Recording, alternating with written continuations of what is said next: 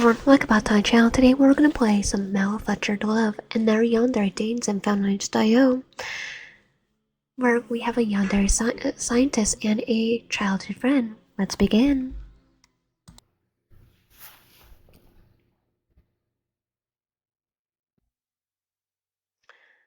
(2084), the year humanity collapsed on its own, deformed and sicky self. It had been careless, lifting love and debauchery high above nature's law indefinitely. As every movement, another came to devour the agonizing one with inflecting steadiness. With it came the rules that saved the image of the organic human being. Genetically perfect match once the individual reached adulthood. To it, new generations were born. Pretty sure rallies could be like this pretty soon. You never know. Planned, healthy, safe. And most importantly, loved. No. I had in my to-do list, but this is the full game. And plus, even if I did, I won't play it for the entire game. Most of the school kids are out by this time, and Jax and I are just doing nothing. Cars pick up kids outside. Parents and kids are chatting about the vents of the playground opposite our school. Pretty sure that if the janitor found us here, he would think it strange we should leave. We're not that strange, really. Just finished school. We just turned 18.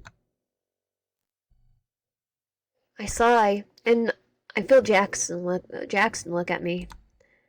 Is it the same or not? It's odd how often I feel he could tell if I'm looking at him, and how often I feel that he is looking at me. He likes us, probably. It's not something we'll lose easily, I hope. What are you reminiscing about exactly? Are you? Oh, nothing. Totally nothing. I could be completely honest, and I usually am. I could tell him any feeling or thought I have, and have nothing to fear in doing that. Anything related to him is only an exception, though. So I lie partially. School. He raised his eyebrow a bit, nothing, mouthing oh. What about it? Well, friends. Totally, because he is a friend. We're not technically lying. Friends. Someone mused. He smiles, but there's a softness in it. You think you'll lose them? Yeah, totally. You? Maybe. That's what always happens with the ones that we weren't as close to. Hey, drifting apart isn't always bad. Even if they do, it's their loss. I smile. His wording is a bit reassuring. A bit of reassurance. Not reassurance that friends won't go, but that all of them. But that of all of them, he won't. Because he's stuck with us. He'll consider his loss. And you're too interesting to not call people's attention in a room, so it'll be easy for you to. I know the voice. His voice. I raised my eyebrows at him. I look odd? His eyes widen at my question, and after a moment of quiet mushings, he flashes me a shape of smile. I didn't mean it like that. You're just interesting. Fun to hang out with, obviously. I mean, you're my best friend. And you look... Wait, is this Dade's voice actor? So you're likable. Oh, well, thanks. Oh, I have to look it up. I would probably forget who. After a joy, silence joins us again, and with unspoken gloom. It's not the gloom of weather. It's the kind that washes the heart of any blood and fills it with water. It's a kind of sad how we need such metallic red life to keep going. I let out a breath as Jackson's arms brushes against my shoulder. It's not just about school. Is it?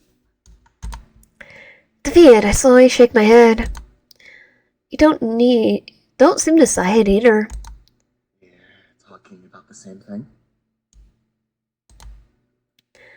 That we're getting engaged to some randoms because they genetically matched us? I like your energy. Well, not all of us are as excited as to be getting partners. You know, people are breaking the rules. He laughs. It's similar to the sound I've breathed in and has filled my own chest with happiness since we were kids, but this current laugh of his is only an imitation. It'll be a great match for you, I'm sure. Just genetically. Genetic doesn't mean anything. He's our match. He smells encouragingly. That's something. Seriously? We could run away. Stunning. We could run away. That's not enough. Wait, what? I could run away with him. My brows furrow as I look at him. What? Jackson? Did you just apply? Yandere seems stressed, and I smirk. Did you call me good looking? His face suddenly reddens as he laughs, looking away. Can't say I have the right to be offended. First of all, as my closest friend, he wouldn't flinch before getting me off my high horse. And second, he's way too good looking to be complimenting me. But well, for the sake of some mirth, I can't pass on the chance to attempt to tease him. So I laugh too. Right. Enough mocking. He nods. Anyway, is your partner being hot and having good health the only things you look forward to? His gaze dims. He's not looking forward at all. When did I say? He clears his throat. Of course not. But I hope I'm lucky. And I hope you are really lucky too. I think he's thinking we should be the match. I try to smile. And it's not the end of the world. I mean, you can still find joy in your field of work. Maybe your kids. Work, I guess so. But there's work-free balance for a reason. Or at least there was, since that barely exists nowadays, doesn't it? He smiles at me, probably thinking I'm making too big of a deal about this, but patiently. But about kids. Technically, because it's kind of post-public, slash like dystopian, I don't want them. I would have expected a bigger reaction from him, but he seems to understand exactly what I mean. And you? He shakes his head, permissive. I don't have strong feelings yet. I think it would depend more on what my partner wants. I love them. I think their wishes would make me happy. Romantic or spineless? He rolls his eyes. What do you think? Romantic. I puff. What does that mean? What does that matter? I'm not your partner, am I? So literal. It's just a question. I wasn't planning on answering, but the small challenge in his eyes makes me change my mind. Honestly, maybe because I know him, it sounds so romantic. But answering, that is no fun. You're spineless, don't lie. Can't you have mercy on me once in a while?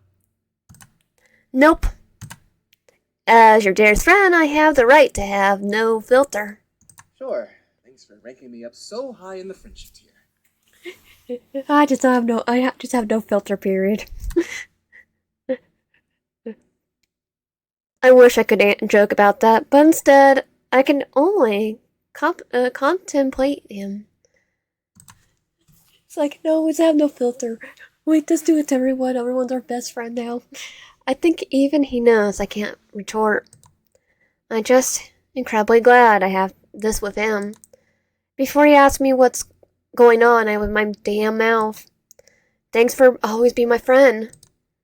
His eyebrows raise a bit to my rushed words, and then he doesn't smile. He grins. I'm. He takes a breath.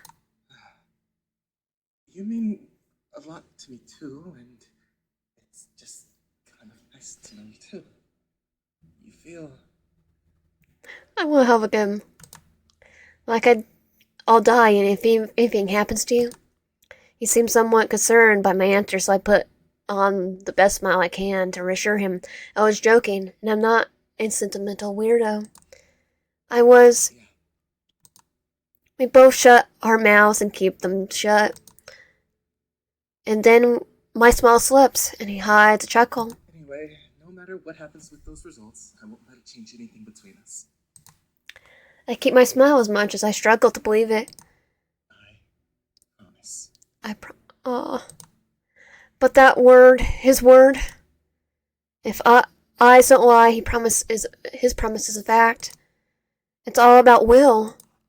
So will I. I promise.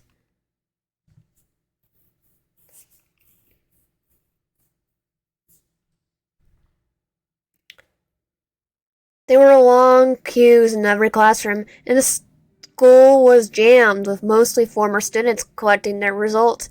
Now, however, it's mostly empty in here. If we had to pick a date that challenges election day's importance, it wouldn't be an exaggeration to say matching day. It's only a small fraction of the population that is involved in this event, yet the lack of a choice is enough to pain for society to pretend to empathize. As if the media's stupid stopping of the world to talk about it would stop my own hand from shaking as I open the envelope with my results. I take a deep breath as I hold the delicate white paper with the answers. My eyes first read my information, starting with my name. Your name? YN. The subname. Last name. Ellen.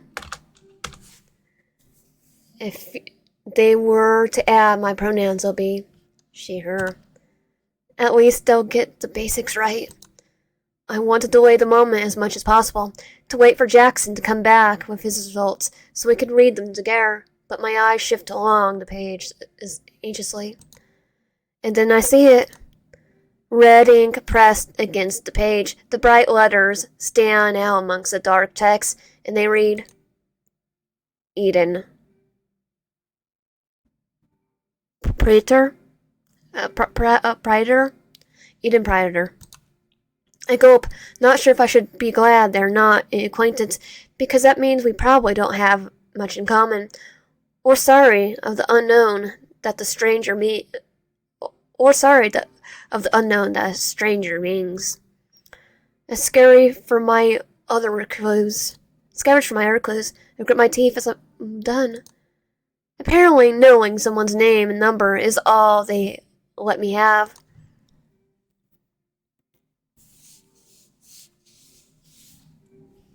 I love the translations right there. Translation.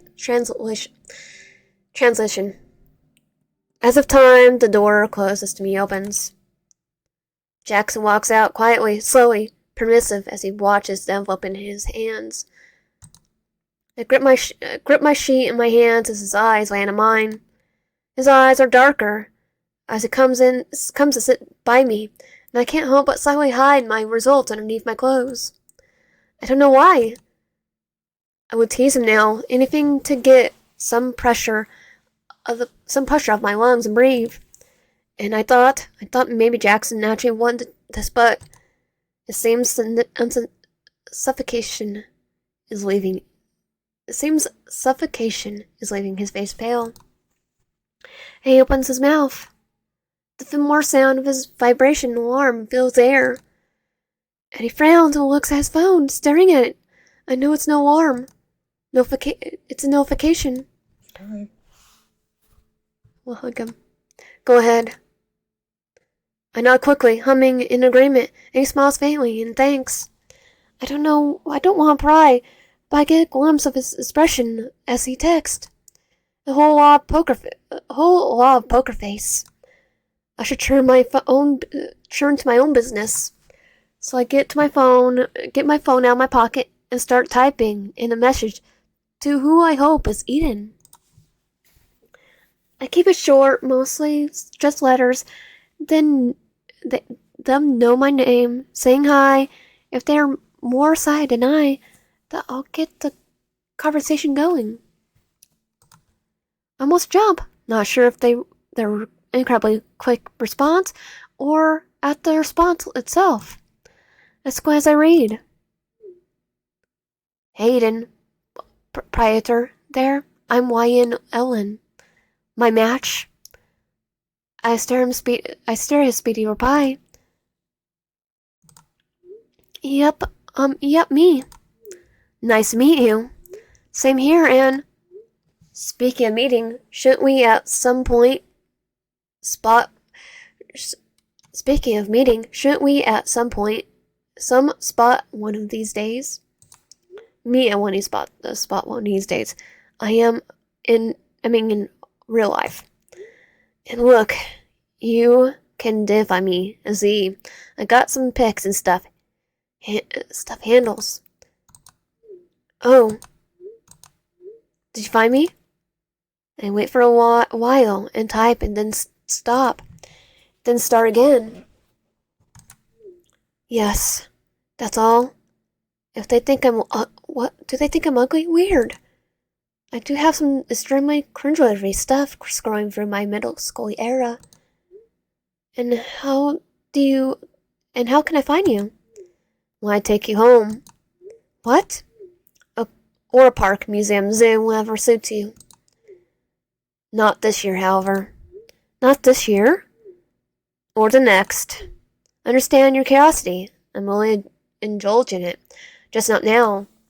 Why don't they want to meet me? I need some time, that's all. Well, I'm not celebrating either. But I would prefer not to be in the dark. Sure texting then? I would rather speak to you in person. Why? I frown. They're cutting me off then. Alright, it's fine. I'm fine with that. See you later then. Good. They don't want to meet me. Why? Are they grieving something? Someone? Great. Now I'm getting turned into a consolation prize for lost love, aren't I? Fantastic. Well, if that's how it's going to be, then it's better I wait until they feel better. I wish I was home. Then I'll get to throw myself into my bed and find protection under my covers like a kid, because I'm starting to feel I'm going to the hotel. He narrows his eyes at me. To sleep? I giggle, make him laugh a bit as he rolls his eyes. I freeze at the name and Jackson's lips part. Sorry, I'm stupid. Oh, Jackie, it's fine. I'm fine. I mean, they aren't connected. They haven't contacted me once in years. They're practically gone and goes. Boo. Huh. Oh gosh, I can't cry about this again. Before I sob, as a drunken lover, I find myself enclosed in Jackie's hug and snuggling against his neck. After a while, I laugh. To think I just wanted to make you squirm. He laughs too, knowing exactly what I mean. If it makes you feel any better, Nina likes girls. What? Trying the comfort? Oh, so we're perfectly fine if we want to go get together with him. It's been years since we got matched, and you just dropped this war? He shakes his head in amusement at my disbelief, but doesn't answer me. Well, this definitely doesn't help. Now I can understand why it satisfies me so much. And it's wrong. I feel lighter than ever. So I let my lips squeeze against Jackie's, and it's as if they only hovered. And a little closer will only be a gaze. He takes a breath as my lips touch his and I kiss him. As if it wasn't hot with alcohol in his hands on me already, he wears his hold. I suck in a breath and he grits my thighs, but I can barely take any air as he brings me back into our kiss, while I enjoy his soft smiles and warm breath and kiss my lips. Whenever they part, I decide to slide my hand under his shirt. I adore how he shivers as I explore his back with one hand, fully feeling his teasing and relaxing muscles. With my other hand, I travel from his chest downwards. I could take his shirt and sweater off if I wanted to, and he would only ask me to keep him warm instead. I sigh. As much as I want to be overtaken by the rush, I don't want him to simply obey. Still, I smile as I sense a new spark in his eyes. My shirt is too tight for my leeway. I let him slowly unbutton it. The first, the second, and his face is so close there.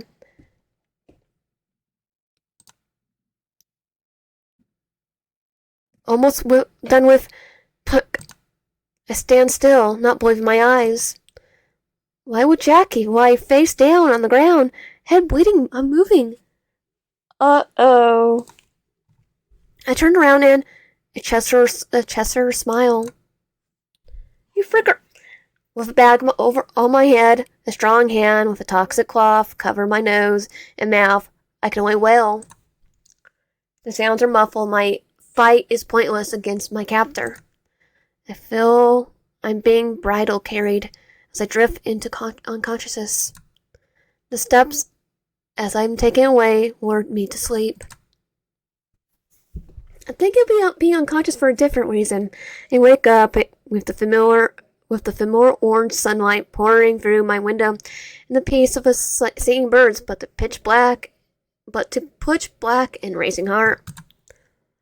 My head is throbbing as if it had been bandaged against a brick wall. While I slept, it's worse than any hangover I had, the kind that makes me want to curl up and die.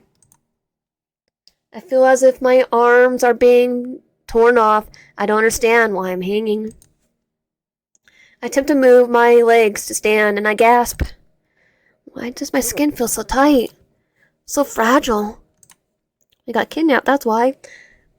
Why do I feel a shock of electricity course through my body with the slightest movement? It's almost as if it's shooting up to my brain. I start to shake as waves of aching hit me, and there's a shiver clinging of chains.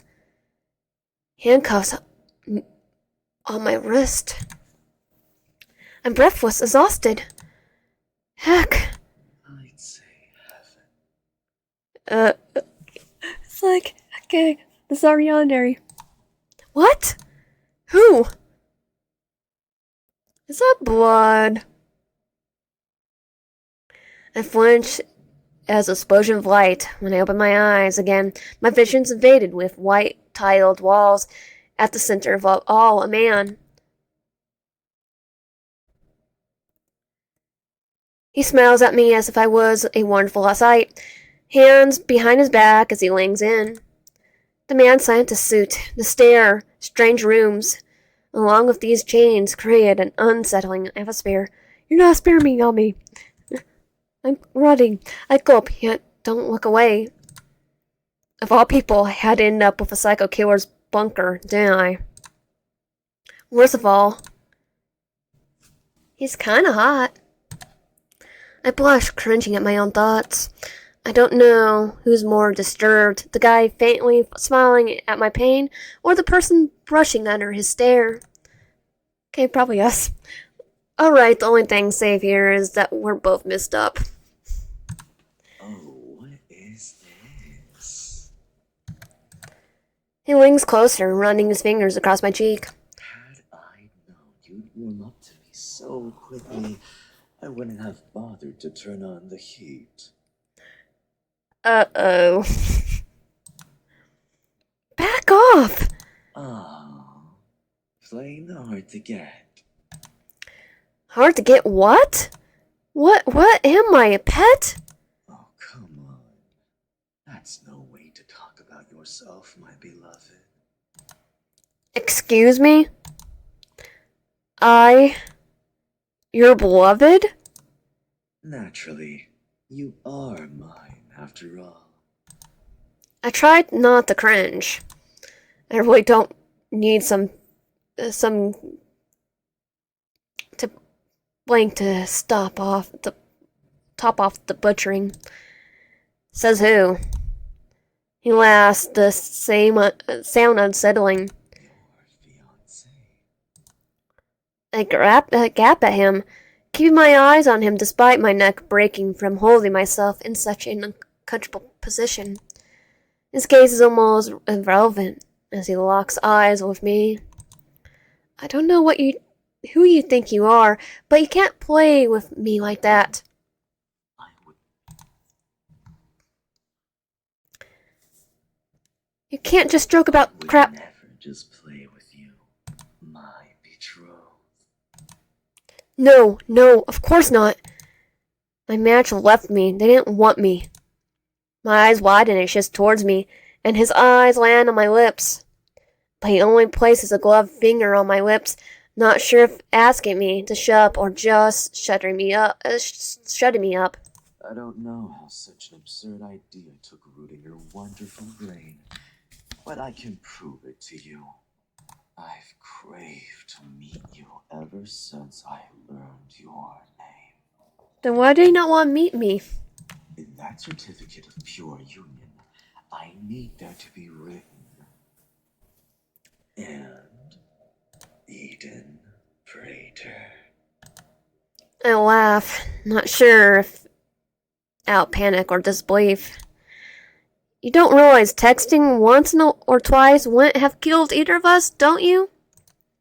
Or maybe you could have asked me out for a coffee, like normal, not just kidnap me years later. Even if any of that sucked, I'm pretty sure it's way better than, well, I don't know, kidnapping and chaining me to a wall. I love your sense of humor. That's not a sense of humor. That's just pointing out a fact. I want to punch him, make him feel at least a fragment of my pain. Then he brings his other hand to my face, not to slap or touch me, but hold a phone. The screen lights up. Light hurts my eyes, yet my pupils dilate to the pictures. Me hanging from Jackson's neck, him holding my waist, then a few other photos of us kissing, our bodies pressed together like movies as Eden scrolls through them. He's stalking us. I close my eyes. You've been stalking me? I'm your partner. You could have gone to me from the get-go. For how long? I can't do a day without you. Well, he kind of did for a while. I open my eyes as it presses his hand against my stomach. Electricity short circuits my brain for a moment. As my legs burn, my stomach churns, but at last my neck can take a break. Eden keeps my body vertical as I lean on him, grit my teeth. I'm in too much of a pain to push him away. He shows me his phone again, a text sent to my number today at 2 a.m. 2 a.m.? Please don't do it. I'm sorry for making you wait, for allowing temptation to touch you, but I need you to be faithful. I've missed you. I have no idea how much I missed you. You have no idea how much I missed you. I thought of you the entire time to push through and get the job done. I haven't let anything or anyone distract me for even a second from my devotion to you. It's worth the wait, I promise. I'm so close, so please don't let him mark you. Don't strain our perfection. The text message has a small gap in time. Why? Eden? What the heck were you planning? A surprise. Yeah, I could see the blood on the wall. Perfect touch. Your plan still stands? After all? What you did was only a mistake. I know you didn't mean it. Maybe my heart is trying to escape because I have a lump in my throat. Yet I answer with silence. He doesn't move, yet he's so close I can feel the soft caress of his breath. I'll fix this. At the touch of my hips, I gasp. Why his gloves part from my body, but they're glossy maroon. My eyes land on my legs. Normally I'll scream at the sight, feeling my hands, my bare skin. But the throb turns rather numb as I stare at the metallic white limps, blood dripping from my hips and groin, gathering inside the gasp of my metallic joints. Did he chop my legs off? I'm frozen, unable to speak as he slowly lets go of me. Both of them. He walks in the room to the kitchen of sorts. I'm good thinking they're in the fridge. My legs. I don't look up, only hear the cutting of meat, clinging to the porcelain, and a rush of water. What did you do? He hums, pleased. What are these prosthetics? Surprise! You ripped my legs off? No, it's an amputation. Yeah, I know what amputation is. That is ripping my legs off. My sight becomes blurry, and even though I want to focus on the horrible man before me, I can't. My throat might be closing as I have a breathe harder to get any air in. Why would you? I thought I would scream at him, but I can feel my tongue, my body. I can't feel my tongue or my body. It's like my limbs are disconnected, and they won't want to fall off my core. They're alien. I don't know where the floor is as my head spins and I can't hear anything but the ringing of my rushing blood. I think if I didn't, laying on the wall, I would be free, falling into a void. I did it because it's part of my gift. Yeah, I think I want your gift back. I want time travel and take our childhood friend. I only wish I could have given it to you on our wedding night. Wedding night? You're gonna cut off my legs on my wedding night? What's wrong with you? I can't believe you. I mean, I would stay with you if you didn't cut off my legs. I kind of want to escape now. He sighs, walking to me with a dish in hand. I don't want to scream anymore. No, or can't. I can't help sobbing. Resisting the urge to rip off the unwanted replacement to my legs, I need to keep it together. I'm at the hands of a man, but I'm not dead. What will you do to me? I'll free you from your flesh cage.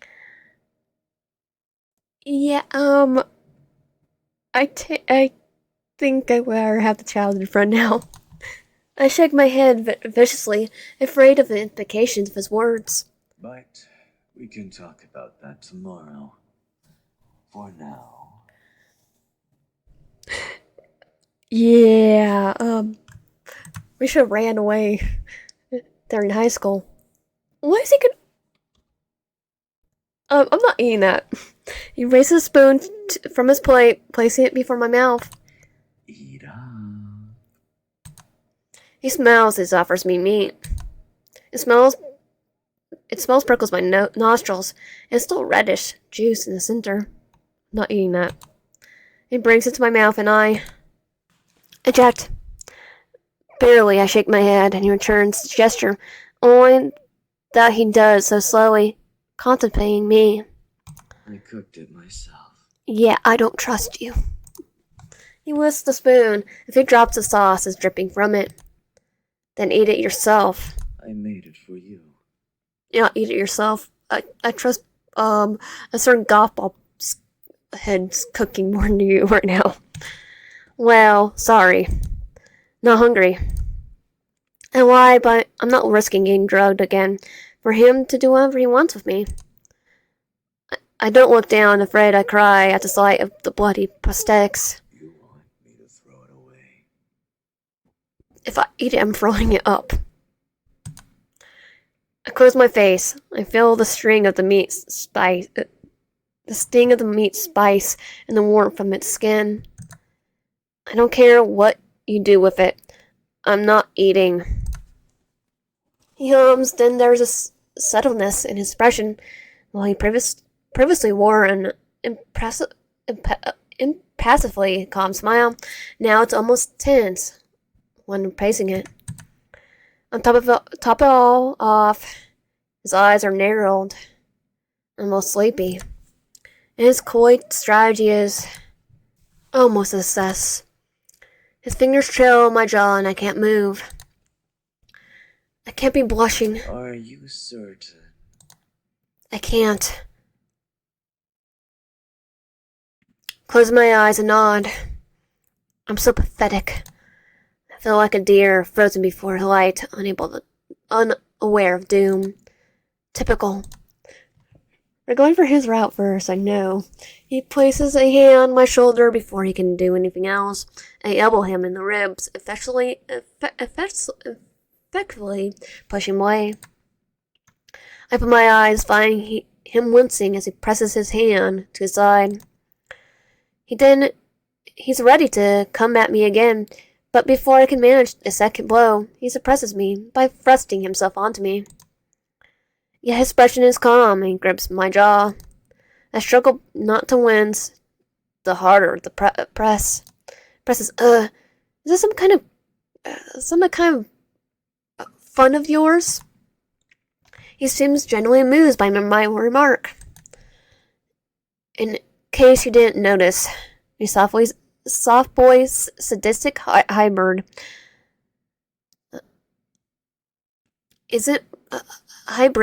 Isn't projecting much of a keeper image.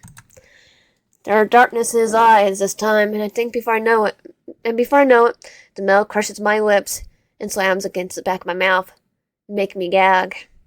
I don't make wasting food a habit. What the? Ugh! I squirm as he shoves the meat pieces into my mouth. I barely manage to chew, swallowing quickly and gasping for breath as I try not to choke. I attempt to kick where he's most vulnerable, but before my knee makes its destination, he blocks it. Crushing his body against mine, I'm more immobilized. Considering his scientist look, it's a disappointment that he's so strong. My eyes water the longer he keeps feeding me. Why is he obsessed with me eating anyway?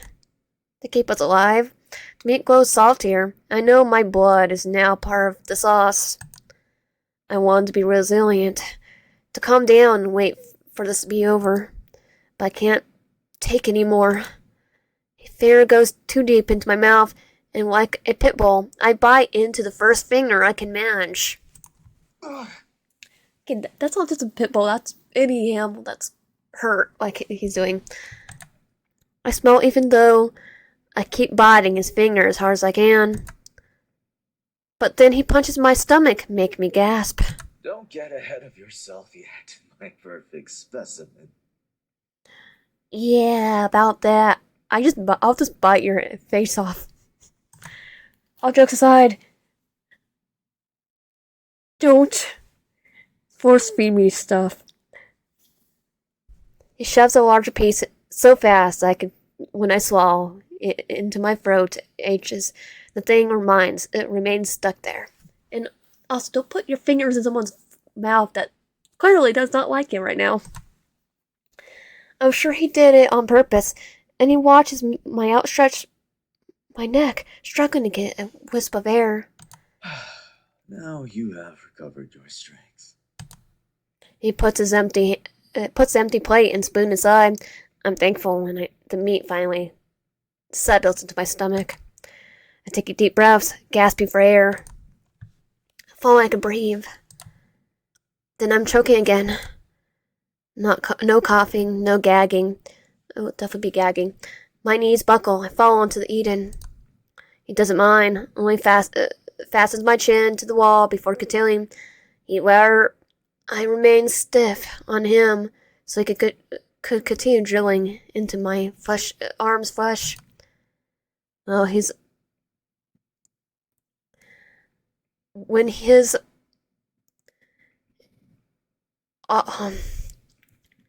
when he cuts past my flesh and reaches for the joint attaching it to my shoulder, I shriek. My shouting and tears are uncontrollable. No worrying, no anesthesia, no subtlety. I can't even question him as I try not to pass out from the pain and the pouring of blood. Pulling of blood.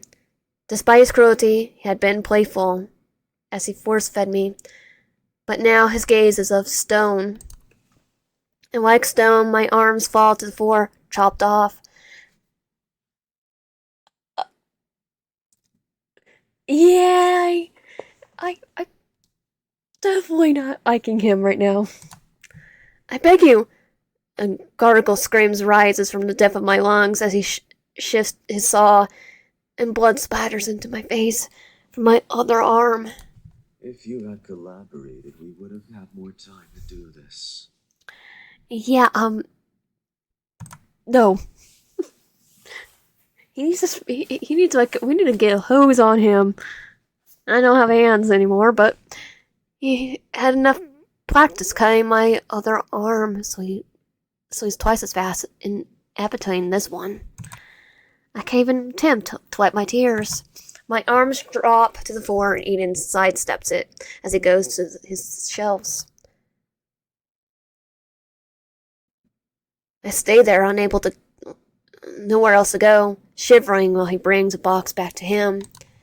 He opens it with utmost tranquility, unbothered by the fact Sir, I'm bleeding out. My vision's blurry, but I see him bringing 2 white pieces out of the box, as well as what I think are screwdrivers and a drill. Okay, I've seen Boyfriend of Death. You keep those away from me. Don't look so horrified. I played Boyfriend of Death, keep that away from me.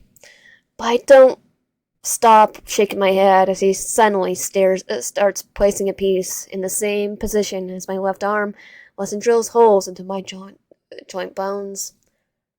Without anesthesia,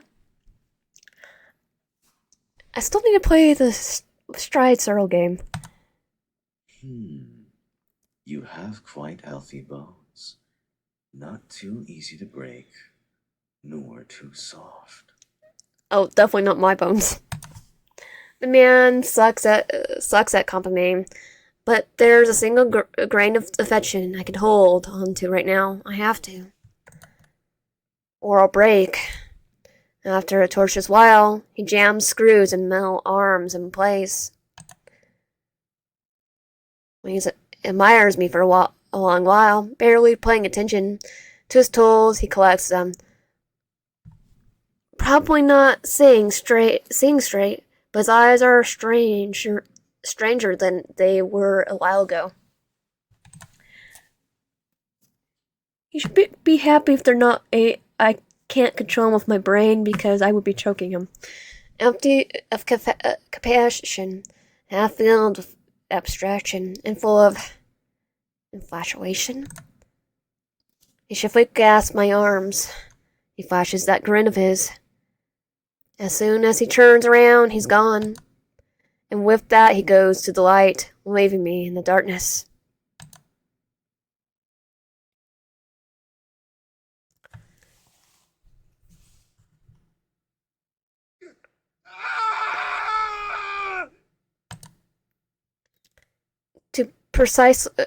To a piercing scream, I awake. I scramble up while the yelling continues. Tears gather in my eyes as the anguished voice becomes clear. Jackson! I clear my throat to gain the strength I need to call beyond a broken whisper. Jackie! Under normal circumstances, I'll be cringing at the slip of my secret nickname for him.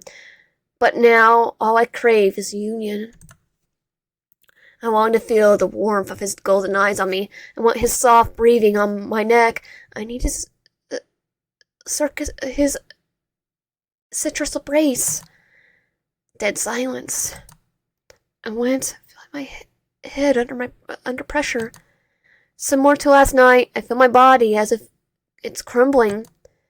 But I need to hear him speak to me. I'm alive. So please, because if you aren't, I'll break with you. I grind my teeth at my uselessness, trying to squeeze my hands on my handcuffs, yet failing again. I can only wipe my tears and wait. And wait. And click.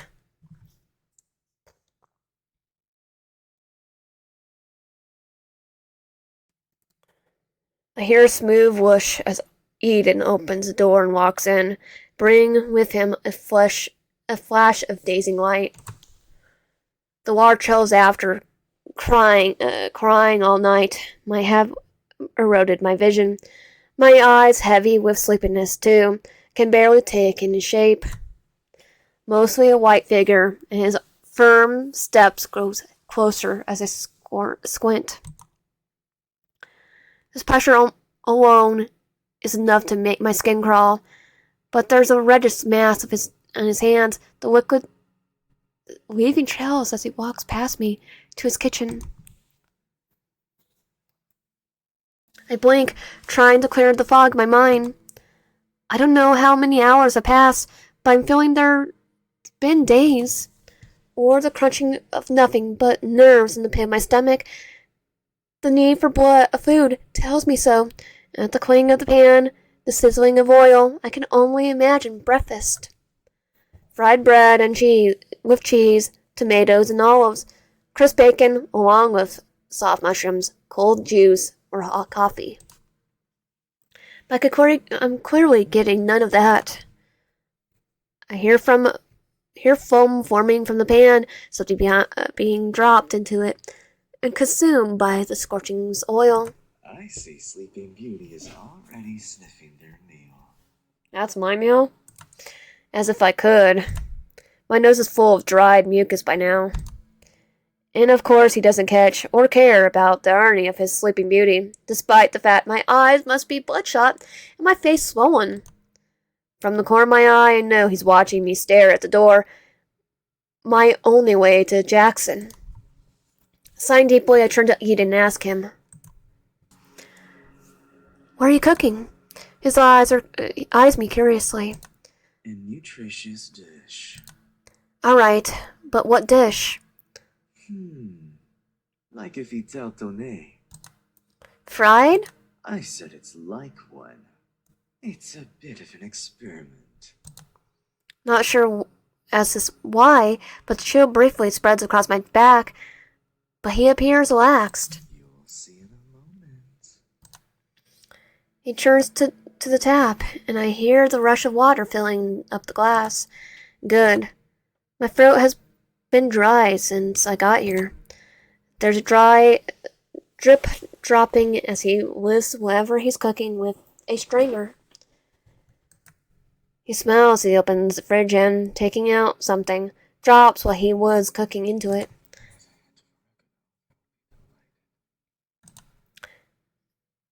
How are you so sure? He lifts his chin and I glance at him. His face pinkish because of the heat from the cooking or my attention. I've been practicing, you know. Cooking? Yes. I think I'm pretty great at it by now since I've taken it as a second priority after we got engaged. I think I would rather eat the golf ball hits. My eyes narrow, not from suspicion, truly, but from exhaustion. Of course, it wasn't easy. But with unwavering effort, I could become exactly the partner you need. Bold assumption. He goes through some cutlery, and after careful observation, he sets one against the light. With the same effort, so could you. Yeah, I don't like that tone.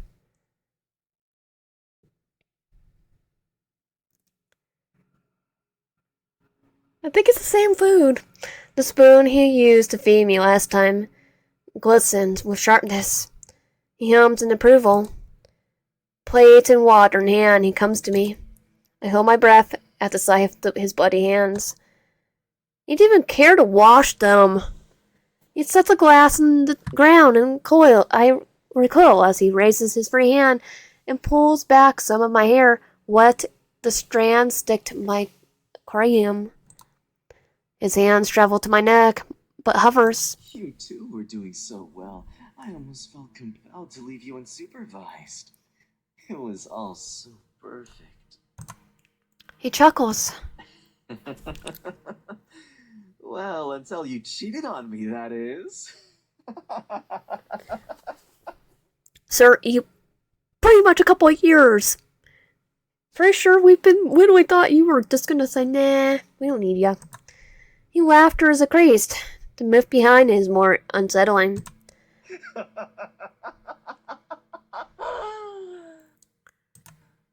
I guess alcohol is But I guess alcohol is the ideal alibi.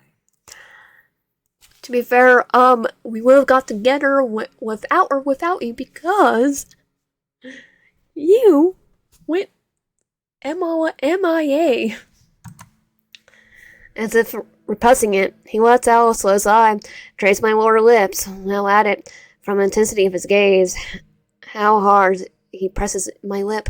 I can't tell if he just wants to rip it off or kiss me. I rather let him kiss me. My cheeks heat up at the prospect. I don't have a choice when it comes to his desires, and I like to keep my lips on my face. He leans closer, showing a mix of accusation and questioning his gaze. If you could kiss him again, would you? I freeze before the question is even finished. At my hesitance, he starts to grimace and I say, I wouldn't. His grimace churns in a sigh at my answer. I nearly stared at his lips, almost brushed against mine. We're just trying to keep him alive, right? Then you know yourself well enough to see your selfishness. Did you consider his partner? Or yours me? Actually, we didn't consider his partner. His partner's, completely okay with it because she's not interested in him at all. She'd be more interested in me. I was reckless when I kissed him. But I can't stop myself from forgiving you. From his lips, forgiveness sounds like generations of debt over slouched shoulders waiting to be claimed. After all, I'm giving you your second chance, so you're sure not to repeat a mistake. He makes sure I learn that my feelings were a mistake. It's enough for him, though, and he pulls away, slightly. In a blink of an eye, he's already weighing the spoon towards me, and something gooey touches my lips. It's Mystery Food X. I draw my eyebrows at his resistance, disgusted. His assistance.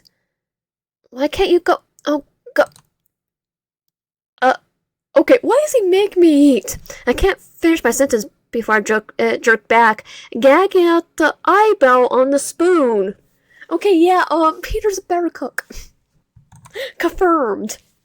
Is that I? Why wouldn't it be? I should have known Eden's capable of. He's cut off my limbs. Who does the eyeball belong to? I stare at the honey irises, which swallows the purples almost to a point of complete consumption, trying to pull me into the narrow black point. He didn't look at me like that. The eye is full of inflamed veins, so prominent they seem to almost want to jump at me and wrap themselves around my face. He isn't one to cry. There's a jarring familiarity in the golden flecks, rather than bring warmth, sending a chill to my core. I think we know whose eyes is. He would never destroy, but Eden does. He cuts and rips and hammers and screws and binds. What did he do to you? I want to damn inspirations. I can't speak, close my eyes, lessen my nausea, and stop shivering. I managed to croak. Is it really Jackson? He grins. Obviously. I don't go around harvesting just any people's eyes. Now eat up. Yeah, I'm not eating that. I will eat the burned stuff from the certain golf head named Peter. Then eat that. Before I can answer, vomit burns my throat, and I cover my mouth, shutting my eyes in a struggle to keep inside. Oh, I won't keep inside this time. I remain bent for a moment, and then swallow the acid. Oh, I'm not swallowing it. I'm doing it so he has to clean it up.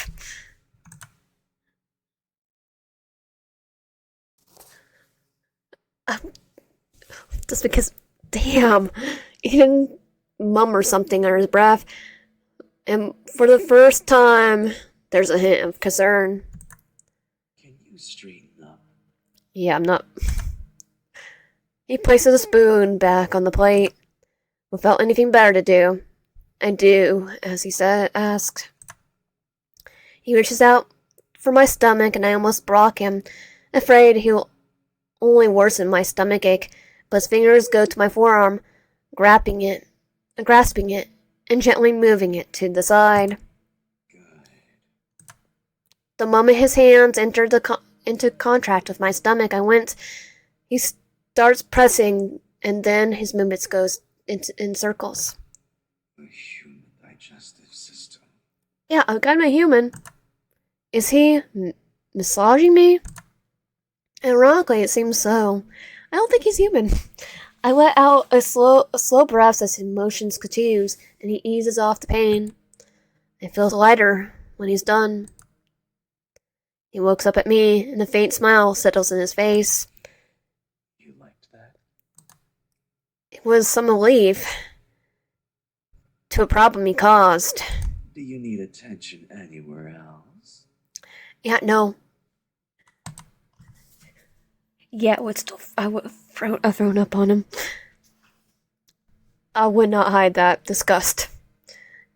And at that, I hide a blush. Not this, not now. If I hope to conceal my nervousness, I can't anymore. His smile turns coy. Then he pulls away, not without staring at me, his gaze the upper part of my groin. Whatever I want to say, I don't as my gaze turns back to the eyeball as he grabs the spoon again. He nods for me to open my mouth. Please look me in the eye. Yeah, no. Tiredly, I look up at him. I swear it's delicious. Yeah, I don't think it's cooked. I really don't think it's cooked. As I keep my eyes on him, my stomach is seconds away from roaring, and twisting questions lingering. Is it tasty? I definitely don't want to know. I can never know. Because I'm not going to eat my friend's eye. Tears are swelling up in my eyes, but Eden doesn't suffice. What a shame. I don't think ignorance is bliss. Yeah, it is bliss. I'm not eating an eyeball. No. I'm sure he's leaving my cheeks black and blue as he grips my jaw as if he wanted to snap it into billion pieces. I will go make a slasher movie on you. I will become like Ghostface, Michael Myers, anyone, if you make me eat that eyelid ball. And well, see, your pillow hits my palate. smushing the eye against my mouth. Chew. Inside my mouth. Chew. All I can chew. How can I chew when all I want is to throw up? My stomach contracts and relaxes and gags don't let the eyeball in. Stop crying. You'll get your food salty. It's not food. And you can't swallow. See? Yeah, I think I would take a golf ball. I literally would rather have the golf ball head cooking my food. Not that I can. Not that I want to either. So as soon as he's in the right proximity, I shove him away with my eyeball. I would rather have every single girl, all the girl party members from Persona 4 cook my food. I would rather have someone from a baby cook my food. Yeah, I'm covering all my bases on crappy people that cannot cook. He glimpses at the poke of his chest, but instead of backing off, wants the way of it. Follow me. His eyes shine with something I can't quite name. Glee, anger, insanity. You never cared for him at all. Get it? All you wanted was a body to satisfy your fleeting lust. Actually, no, he was my childhood friend. I can't breathe at the crushing pressure. Maybe that's the reason blood erupts up my mouth.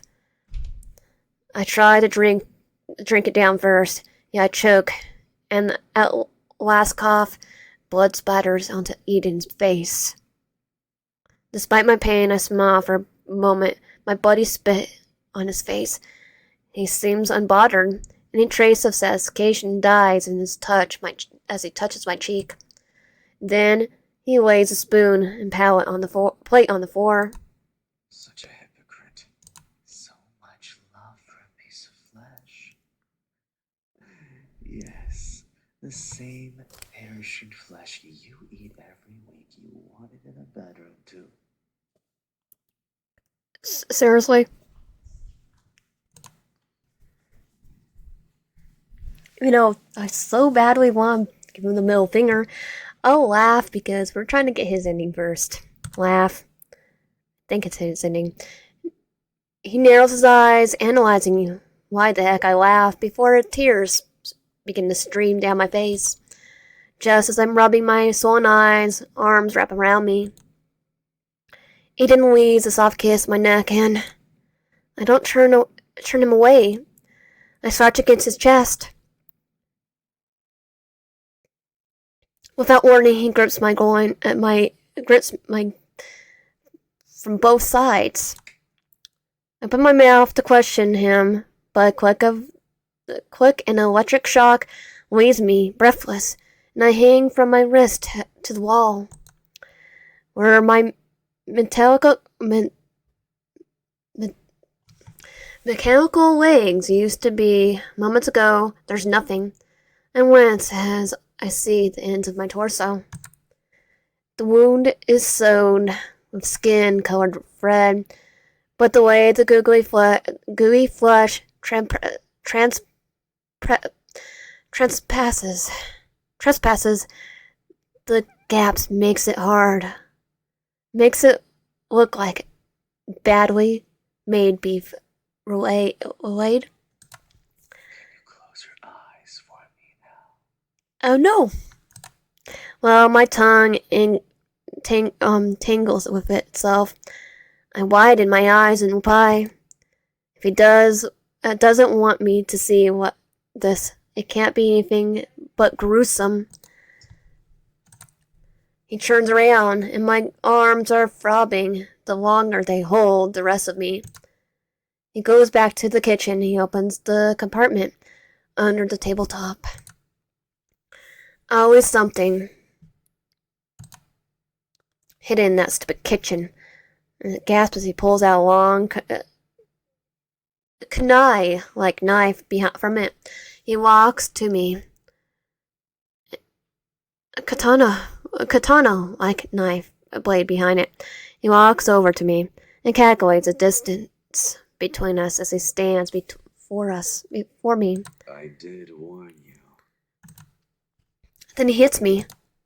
I can only stare at the metallic blade, half buried in its left side of my neck, watching the dark blood spring forth. Then my pain scream comes off as a spiteful hiss in the black spots fill my vision. Eden's eyes are now determined as ever as I feel the second slash. It all goes to black as my broken neck lets my head hang by a thread. Liquids rushing. I'm drowning. No, floating? Or plummeting? Both. Snap. Okay, did it kill us? My heavy lids slowly lift as Jackson screams wake me again. This time, however, they're low. Or maybe I'm deaf because I never heard a soft scream. My ears feel like I'm in a pool too. And they age barely. They have been ever since. When exactly? I want to hold in. I don't want to give Eden more ideas as I'm in this state. But a long, high-pitched cry slips between my grit teeth. Look at what I have here. Okay, our eyes are different too. That's what happened. You're just making us a robot right now. I don't answer as Eden enters the room, but then I look up. I gap at the platter in his arms. Or is it contents? Skin and bone, half-cut ribcage lies on the platter. Bits of bone poke through skin. Blood glistening as sweet raspberry jam. This is the loveliest romantic meal. I always thought blood was like strawberry jam, looking like strawberry jam, not raspberry. Yeah, I'm definitely not eating it. As he holds it under my nose, I catch an eye staring back at me, and reek of death rises. My stomach twists, and I gag at the revolving display. Yet my lips wetten. I don't want to eat it. Eden smirks at me as he hands me a rib, and I stretch forward, reaching for the eye first and jamming into my mouth. I nowhere reflect on the flavor of the organ. I simply munch on it while Eden wipes drool off my chin. Swallow my snack and take the rib and nibble off the fin meat. It's not enough. Too fragile. Too little. The bone is faint pink, and the slight transparency of what's left is the blood tingling it. I turn around, sticking my tongue into the bone cavity, and eat the marrow. The flesh had rather bitter taste, maybe worms doing their work, or eggs, but this has a soft buttercream-like aftertaste. Oh, it doesn't taste like buttercream, that's for sure. It's gonna taste awful. I ignore the flesh of my next rib, going for the marrow again. Of course, at his core, Jackson's sweet. Was sweet. Is. He's still here, though. He hasn't left exactly. Not yet. Not now, when he's so close to me. Eden can have his skin on mine and share my breath. If I could remember, I had him close once, closer than I could ever be. I could love Eden for that. I can't. I won't stop until I can't take another single bite. He could hate me for this, for not thinking of him as he was and begging for more of Eden's delights. But what's the use of the decaying delicacy now?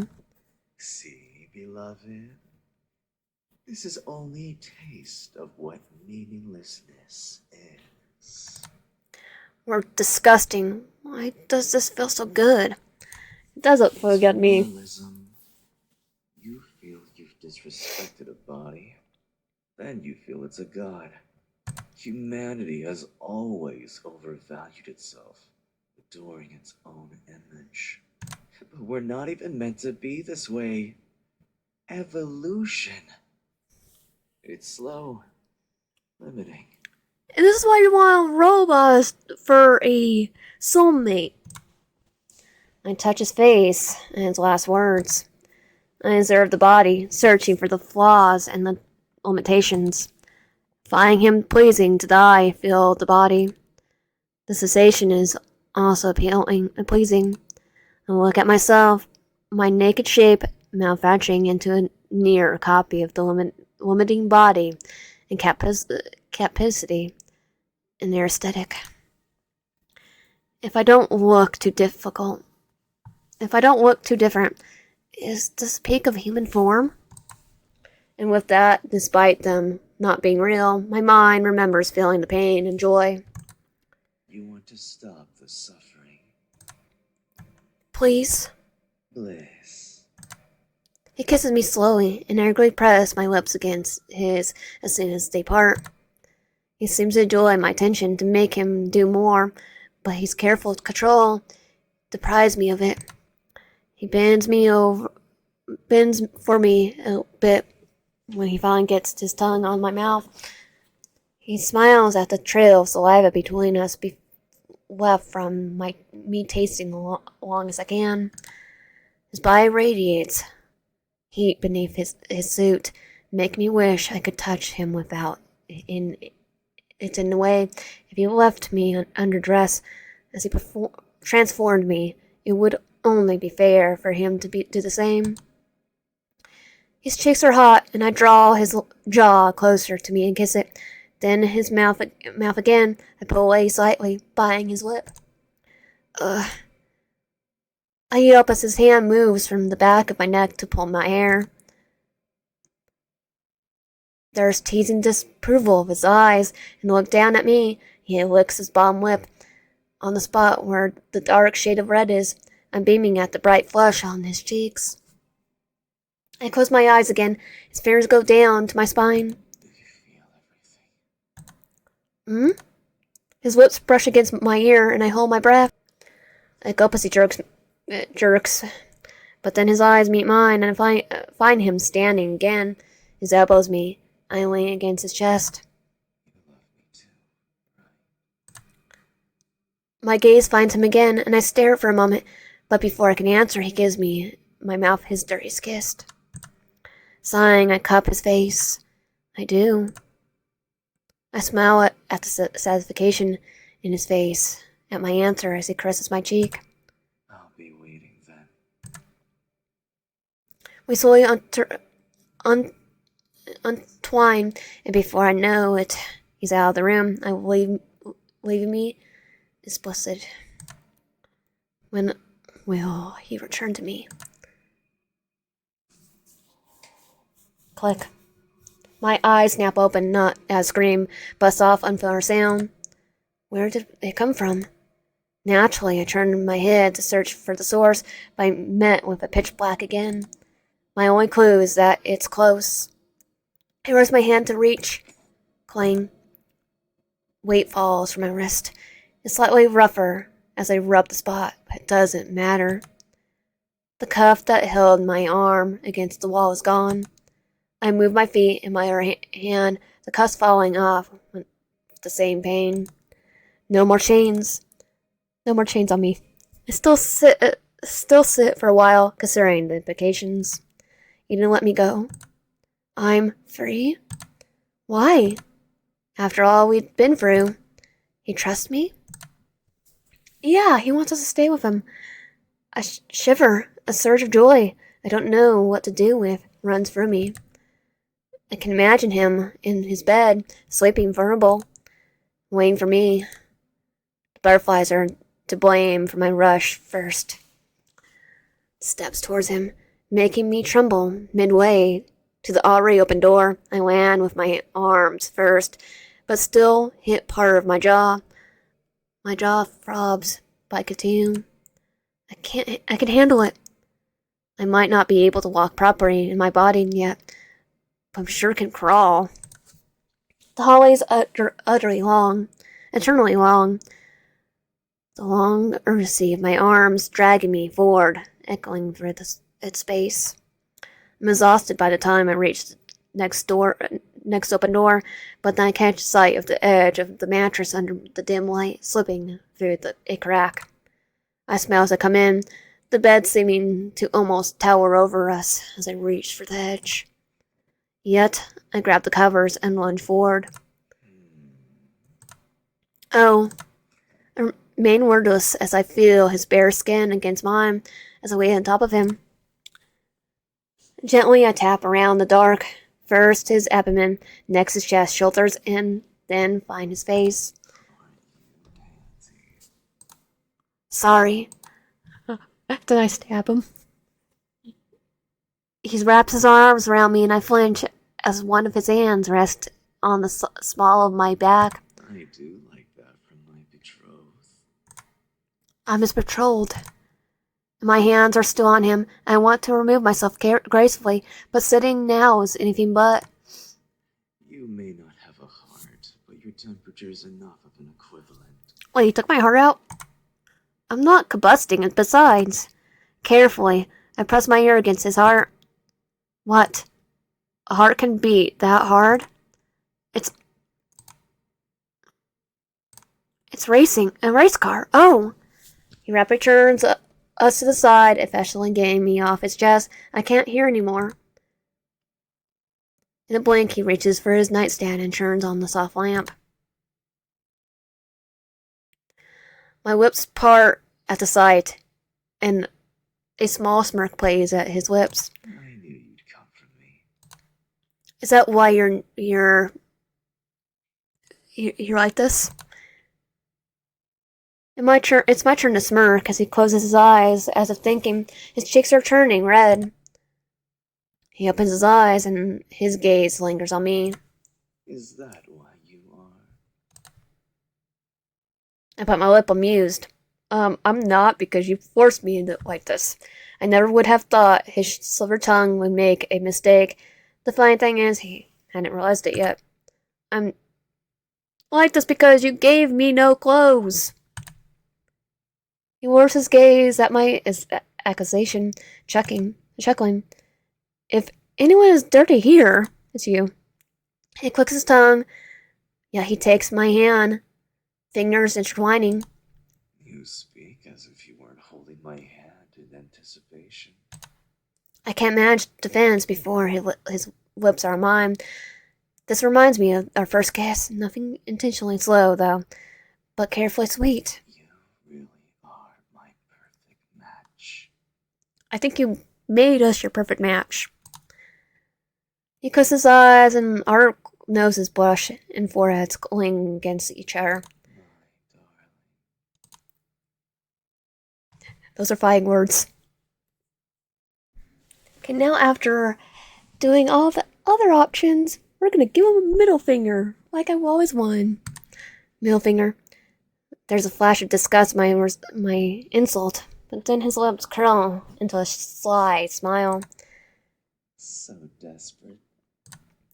My eyebrows draw in confusion. He should be furious. I scream out as he digs his teeth into my middle finger.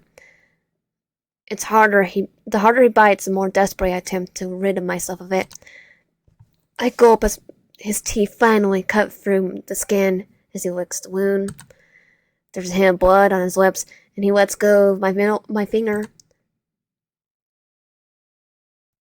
Without warning, he grips my groin from both sides. I open my mouth to question him, but a click and an electric shock leaves me breathless, and I hang from my wrist to the wall.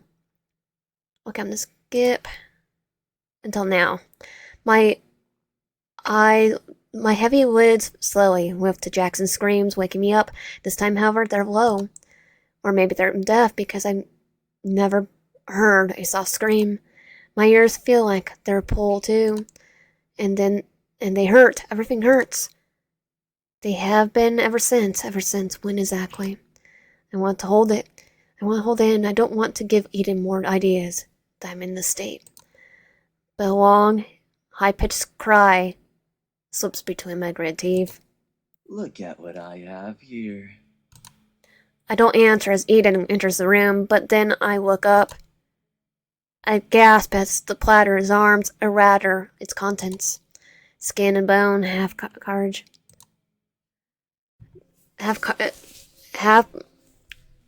skin bone, a rib cage lies on the platter. Bits of bone poke through the skin, blood glistening. This is the loveliest romantic meal. As he holds under my nose, I catch an eye staring back at me, and reek of rot rising. My stomach twists, and I gag at the revolting display. There's a bitter vomit in my mouth, and I reject the meal with a shake of my head. A scream of electricity painfully shoots through me, almost as if I'm being fried. Aren't you starving? Aren't you starving? Nope, not at all. I've been stuffed with Jackson's flesh until I nearly came out of my nose. I'm anything but hungry. But if I keep resisting, he'll stick a spoon through my my plate and into my head. Mush of Jackson's guts into my mouth, or mush of my own brain. With swallow breathing, and dig my teeth into the flesh. I know it's hard to accept, but not all is lost. What's the point? His eyes flash a gleam of None. mirth. I mean, Truthfully, purposelessness is the fun part. then he presses the cold spoon against my cheek. Do you want the suffering to stop? I kinda wanna go Ghostface on you, honestly. I can't be honest with him and scream yes, but I can't say no and risk worse treatment either. I don't trust his suggestion of a bleak, and not when his fingers are tracing down my ribs, but I nod. Bliss. He grabs me roughly, as if he's going to tear me open. He kisses sharp, licking my lips and biting them, as if they were candy. I shiver as he runs his tongue down my face. His breathing is heavy, and he looks at me in the eye again, questioning. His curiosity must be because I haven't touched him. He thinks I should be desperate for more. I reach for his throat. The fantasy of strangling him right there, is maddening. But then the weight of my chains remind me of my fate without him. It's like, yeah, I definitely want to strangle him. Probably worse. Oh, so I close my eyes and then I kiss him back. His touch spoils my mouth, and my eyes sting with shame as I taste it. He makes it a goal to touch every part of me. I twitch at times, instinctively wanting to escape him. Yet the more he does it, the less I feel it. It's as if he'd worn my body, had evaded mine. His warm body evaded mine. Then a flash of warmth, and my cheeks bring me back to him, caused by a gaze at at me. It's barely a touch. It could be even seem casual, but his eyes tell me this is exactly what he wanted. But he doesn't do anything. His sweaty forehead simply rests against my robotic one. I love you. Yeah, if you love me, you wouldn't turn me into a robot. You love me too. I bit my tongue as mixy of love, slowing down the dead dream of a confession I never got to hear her say. He cuts my cheek, but a flash of dispain crosses his features. He didn't even. Oh, no, he did. You did. All I wanted was to share those 3 words between him and I. So I nod to Eden. I'll be waiting then. I stare at him in perplexity as he steps back, leaving the room. Eden isn't one to wait. Whenever he's evolved, it doesn't just happen. He makes it happen. So I'm the one waiting. Then I'll experience what he's waiting for. Click. My eyes snap open, and not a scream, but a soft, unfair sound.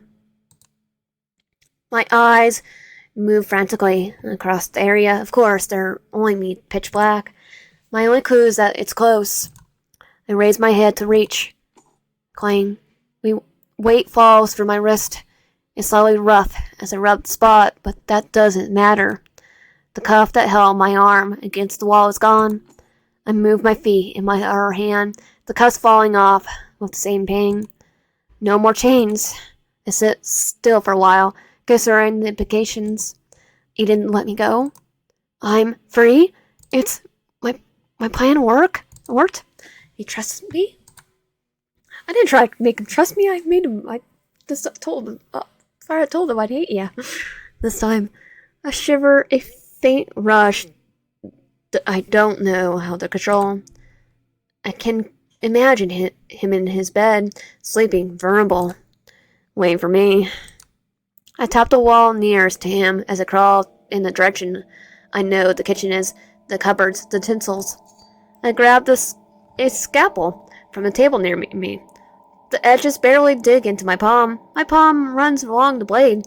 My first felt drive into my flesh and stuck me like a frog. I pulled the handle between my teeth, carrying it as I creep through the open door. Oh, I know what we're doing. I'm panting as I make my way across the cold forward hallway. Despite my stealth, I'm fast. I can't find out what Eden would do to me if he found me going to meet him with a sharp, pointy object.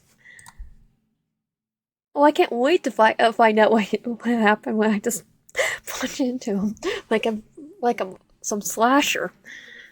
I let out a deep breath as I find the nearest door unlocked. The room is perfectly still as I come in, and the floor is nearly anti-sound. That's how I'm looking up at the edge of the bed, unsure of what angle to get on to it from. So I try my shot carefully, lightly climbing up the one facing the door. I might need an attempt to escape. Once again, my hands meet his leg. There hovers as I try to guess where to support myself next. I can't bounce for long, so I quickly place it, resulting in me holding onto his arm. Please don't wake up. Please don't wake up. Please don't. Sweat gathers my forehead, down to my chest as my body temperature. Try not to fall over him. I need one hand free. And this is exactly what I was avoiding. I have to find a way, no matter how risky it is. With the last strength I have for fitness, I slowly lower myself. The moment I sit on him, he lets out a breath. I grip my teeth as his tranquil smile as I press the scalpel into my shaking hand. Oh, this will be the only time my hand's not shaking. I don't want to mess this up. I'm not like him. Not even if I'm this thing. I can detest the face of Jackson's murder, of my murder, but I can't stomach this. Oh no, I'll stomach it. He is my murder, and Jackson's murder. This is revenge. I close my eyes, praying for the perfect blow, and plunge the blade into his chest. He tries to grasp, but I do it again. Blade in, out, in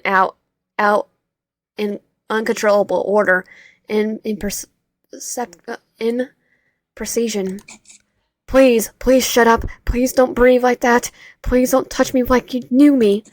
His body shifts beneath me, and I sink the blade in, zigzagging the spot. Just die already. My hand stinks in the hole in his chest. The blood is hot and wet, and the wooden crunch is as I try to pull out the scalpel. His breathing is shallow and full of red bubbles. Done. Yes, it's done. Make sure to Make sure to hit the shoot him too. Burning. Thought his eyes were dead, but they meet mine. No, not dead yet. Rather shocked. I'm gonna stab him right down there too. You are perfect. After all. No, I just want revenge. I'm only human. For the first time and the last time, I find his gaze frozen on me with horror.